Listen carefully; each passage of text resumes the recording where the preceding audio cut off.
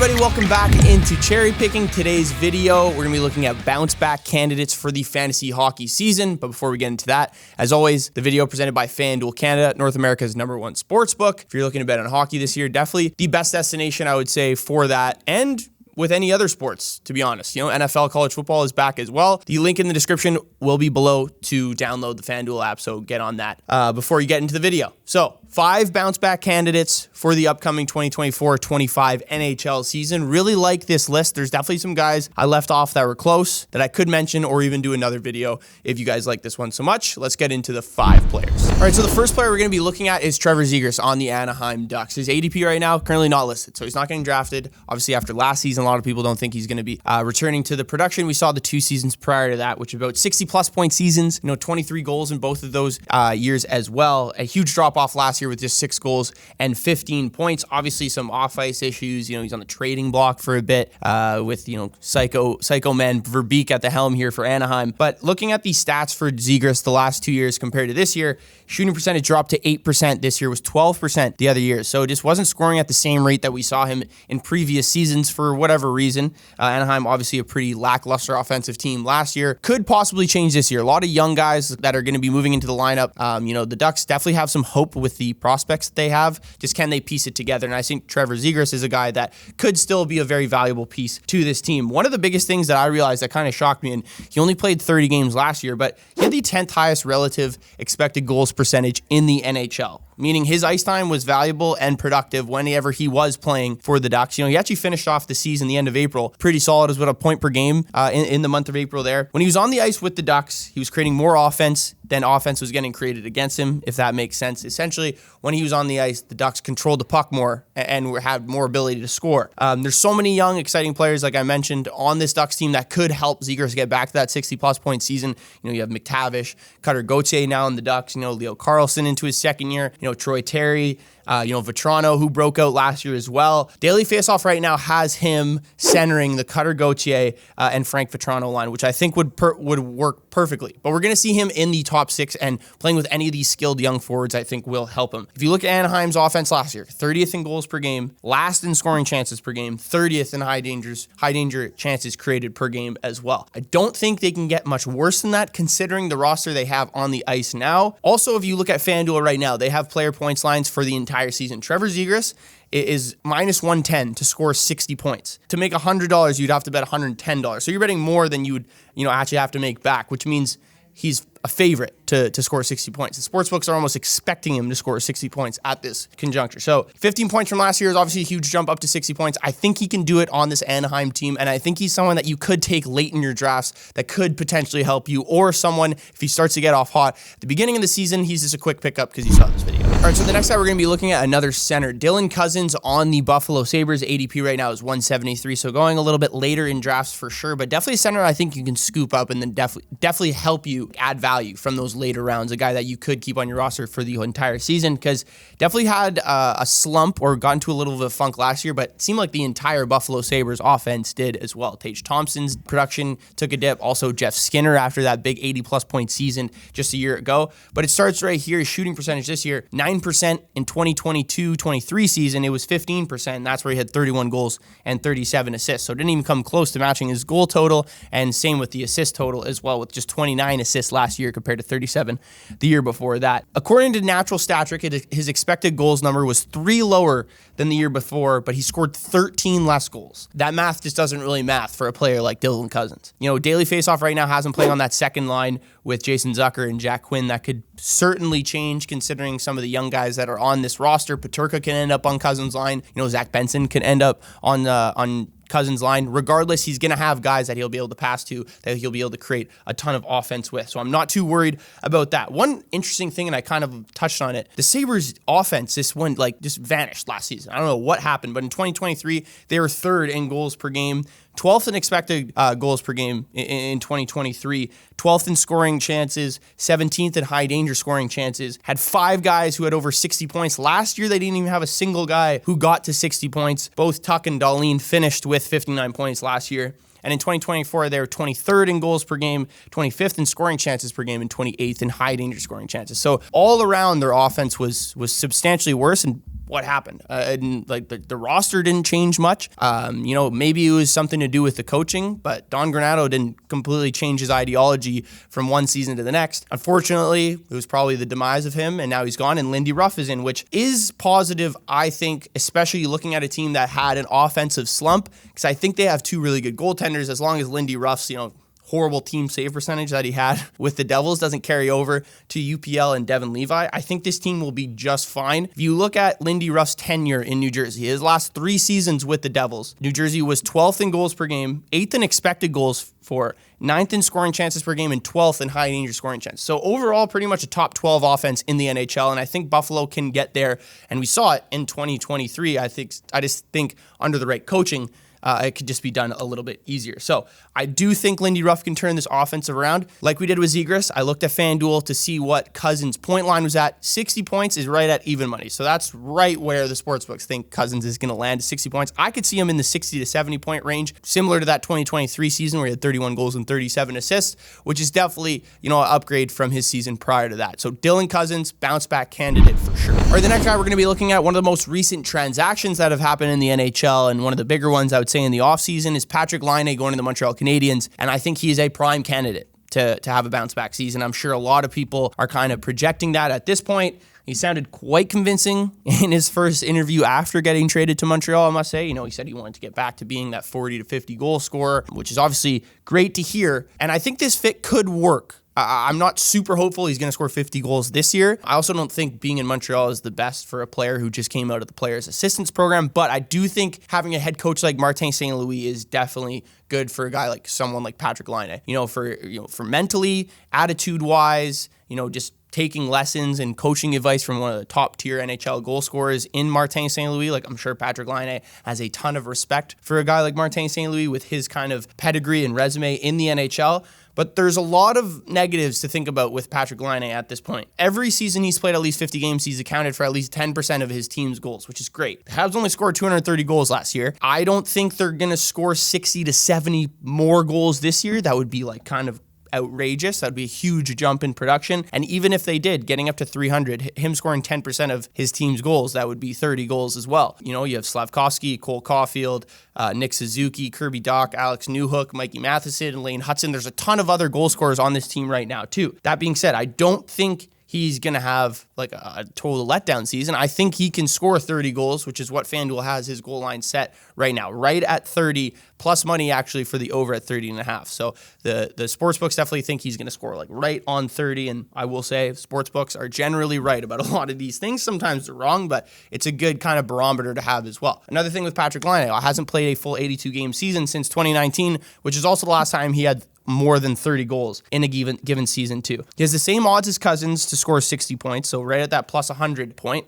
One thing with the Montreal Canadiens offense, since it's been under St. Louis, it's gotten a little bit better year over year from the 2023 season to the 2024 season, now going into the 2025 season in terms of, quality of chances, and I think volume of scoring chances year over year, it's been a little bit better. Goals per game, they ranked 26th, 2023 and in 2024. However, the last 15 games of the season, the Montreal offense was certainly clicking. That top line was finally getting things going there. They were 13th in goals for per game over that last 15-game stretch of the regular season, and 5th in high danger goals per game. So they're clearly making things work there at the end of the season. They're finding ways to score, especially creating more high danger scoring chances, which is obviously ultimately what you want. You want to create the best quality of scoring chances. Now, I think Laine will be able to fit in this lineup quite well, whether he's on the second line or first line. I think probably the second line, considering that first line worked so well at the end of that season, at the end of the 2024 season. So I think Laine is definitely due for a bounce back year. Is it going to be the 40 goal season? I don't think so, but 30 goals I think is certainly obtainable and right around that 65 to 70 point season if he plays at least 70 games. All right, another guy I'm hopeful to bounce back this season is Tom Wilson on the Washington Capitals. His ADP right now is right around 177, so similar to a lot of the other players kind of we're looking at here. Last season, played 74 64 games, 18 goals, and 17 assists. Weird season for the Capitals as a whole. Weird season for Tom Wilson, I would say, too. I believe the Capitals made it into the playoffs with one of the worst goal differentials in NHL history. Definitely the worst since like the 70s, if I'm not mistaken. The Caps found a way to win games, though, man. Off the back of Charlie Lindgren playing really well for certain stretches of the season. Ovi had a resurgent second half of the season, getting that goal total up after a really slow start, the slowest start to his career for sure. Strome led the team in points with 67. The top line of Strome, Ovechkin, and Wilson was awesome, but they were combined individually, minus 54. So really, really bad goal differential for a lot of these players. Wilson seemed to kind of be an outlier on this line. I will say defensively, at least. He was a little bit of a defensive liability, which he certainly, I wouldn't say has been that kind of character in years past for the Capitals team, but last year, I don't think it's totally his fault. I think the goaltending was good at times of the season, but it was also really bad. And, other than that, this top line, there really wasn't a ton of production coming from a whole other players. Oshie didn't have a great year. McMichael's still, getting on that wave of becoming a better NHL player as a whole. But this year, they added some players that I think could definitely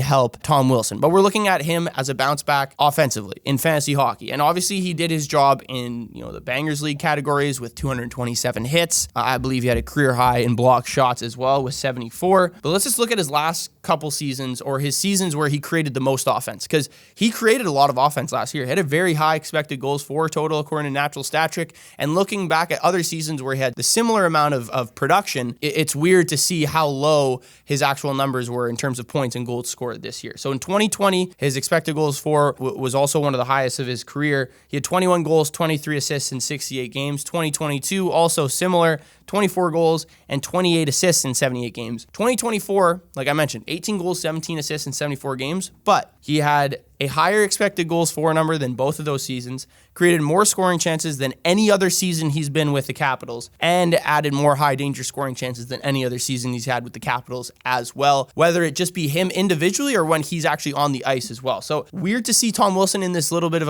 almost like a vortex at this point. So that's what I want to call it, an anomaly year. I think Washington did a good job in the offseason of getting some pieces to help this team. You had on the defensive side of things, Jacob Chychrun, Matt Roy, whoever you want to call it, from the LA Kings, Mangiapane, Pierre-Luc Dubois, bullshit contract, unfortunately, but still, not the worst guy to have as your second center. Brandon Duheim to fill out some depth, Taylor Radish as well, Connor McMichael, another season under his belt, Hendrix Lapierre as well, who will, I'm sure, have a bigger role this year too, Sonny Milano, who's a decent player.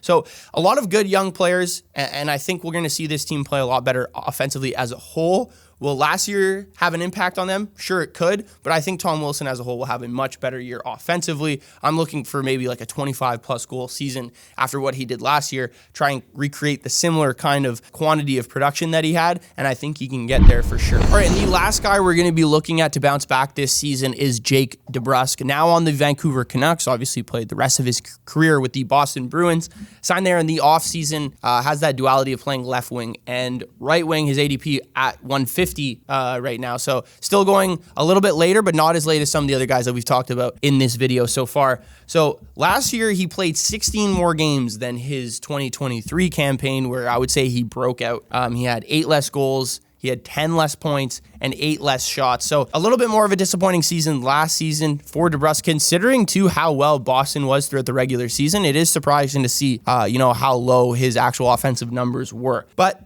in 2022, 23 season compared to the 2023, 24 season, I'm sure you know what the difference is. Patrice Bergeron, he almost played exclusively with Bergeron Pastrnak. Now, it's hard not to get a ton of residual points from playing on that line. Last year, he did play with Pastrnak for a good chunk of the year, but it was also mainly with Charlie Coyle, which is just a completely different centerman to have, obviously, than Patrice Bergeron. You can't expect him to be, as forgiving as a guy like Patrice Bergeron. So Coyle struggled for sure, too. If you look at, using the line tool that Natural Stat Trick has, you can kind of compare how players have played with guys and without them, and Coyle struggled severely, especially defensively and offensively when he wasn't playing with DeBrusk or Pastrnak last year. So Coyle was kind of an anchor, I think, for DeBrusk. You move him out to Vancouver, where there's definitely some elite center play that he'll be able to go up with, whether it's JT Miller or Elias Pettersson, and I think it's going to be Elias Pettersson. Right now, Daily Faceoff has Daniel Sprong and Daniel Sprong and Jake DeBrusk as the second line wingers for Elias Pettersson at this point. And you look at DeBrusk's number as well.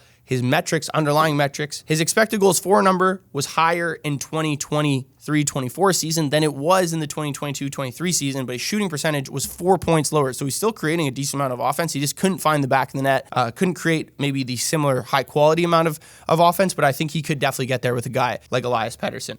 One good place to go if you want your shooting percentage to increase is Vancouver, because everybody on Vancouver who's in that top 6 had an extremely high shooting percentage, at least to start the season. Like Brock Besser, I think through the first half of the season was shooting at about a 25% rate. Finished the season at like 20%, which isn't that crazy. I feel like that's usually on par for what Brock Besser does. But Elias Pettersson did nothing but help any of his line mates last year and the year before that, especially a guy like Andrei Kuzmenko. Andrei Kuzmenko should literally be just giving his entire contract to Pettersson, because that he is the only reason why he got signed to that deal. You know, Kuzmenko in 2022-23 had one of the highest shooting percentage in the NHL, onto his way to, I think it was 30 plus or 40 goals, like a total anomaly. And then last year, obviously, took a little bit of a dip. Obviously, didn't agree. Rick Tocchet and Kuzmenko didn't have the friendliest relationship either, which ended up moving him obviously over to Calgary. But last year, if you look at when Elias Pettersson and Andrei Kuzmenko played together, they outscored opponents 30-5. And the year before that, it was even more insane. The numbers were more absurd.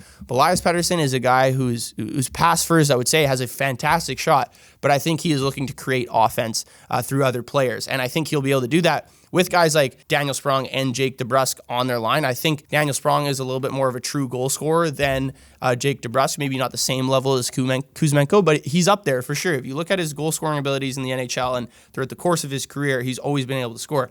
DeBrusk, I think, will just contribute in all facets for this line, whether it be assists and goals. I think Pettersson will be able to set him up too. So I think Jake DeBrusk right now, if he plays on a line with Elias Pettersson, is definitely a candidate for a bounce back, even if he finds himself somehow playing with JT Miller, which I don't think at this point, but it is possible on that top line with Miller and Besser. I still think he's an awesome bounce back candidate and a guy I'd be taking a little bit higher, I think, than his ADP of 150. All right, thank you guys for tuning in. Let me know what you thought of the bounce back candidates for the 2024-25 NHL season. I could definitely do another video of this and maybe just focus on one position. Just let me know in the comments below. Be sure to like and subscribe, and I'll see you guys in the next video.